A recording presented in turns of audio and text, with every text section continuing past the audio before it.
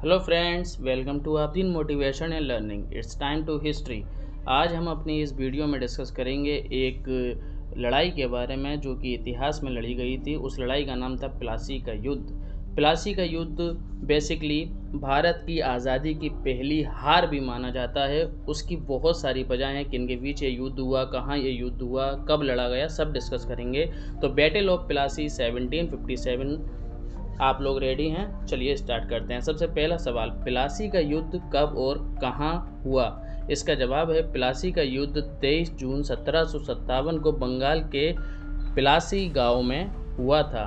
ये एक तरफ थे नवाब सिराजुद्दौला और दूसरी तरफ थे ईस्ट इंडिया कंपनी के रॉबर्ट क्लाइव। इन दोनों के बीच में ये युद्ध लड़ा गया था। दूसरा सवाल, युद्ध होने का कारण क्या था प्लासी के?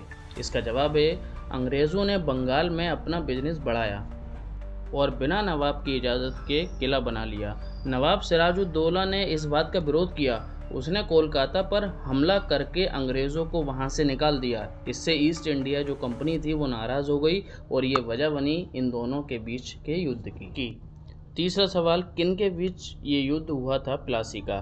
तो नवाब सिराजुद्दौला बंगाल के थे और रॉबर्ट क्लाइव जो उस वक्त ब्रिटिश ईस्ट इंडिया कंपनी के गवर्नर हुआ करते थे। दोनों के बीच में ये युद्ध हुआ। मीर जाफर सिराज का सेनापति तो था दोस्तों, याद रखिएगा इनका नाम, पर ये विश्वासघाती था। वो क्यों, वो आगे हम डिस्कस करेंगे इनके बारे में। चलिए देखते हैं। सिराज के अपने ही लोग जैसे मीर जाफर, इन्होंने क्या किया, अंग्रेज़ों से मिलकर विश्वासघात किया।